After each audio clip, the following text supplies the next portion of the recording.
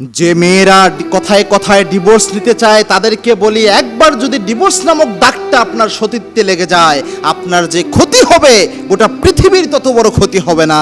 মনে রাখবেন, এই সমাজ অন্য সব মেয়েদের যেইভাবে দেখে তার চেয়ে অনেক খারাপভাবে দেখে হচ্ছে একজন ডিভোর্সি মেয়েকে। অথচ আল্লাহর হাবিব সাল্লাল্লাহু আলাইহি ইসলামের সমাজেও ডিভোর্সি মেয়েদের একটা অন্যতম দাম ছিল, ওই সময় অন্যরকম একটা মূল্যায়ন ছিল, কিন্তু এই সমাজ সেটা সেইভাবে দেখে না।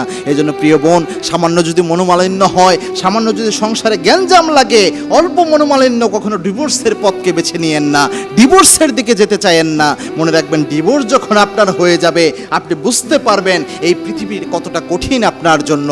এই জন্য স্বামীর সাথে যদি মনোমালিন্য হয়, আপনারা দুইজনের মধ্যে সমাধান করার চেষ্টা করেন, তৃতীয় পক্ষ এখানে ঢুকাতে চায়েন না। যদি অনেক বড় বিষয় হয়ে যায় তখন ভিন্ন কথা, কিন্তু ছোট্ট ছোট্ট সব সমস্যাগুলা নিজেদের মধ্যে সমাধান করেন। তৃতীয় পক্ষ যদি এর মধ্যে ঢুকে যায়, ডিভোর্সের রাস্তা অনেকটা সহজ হয়ে যায়।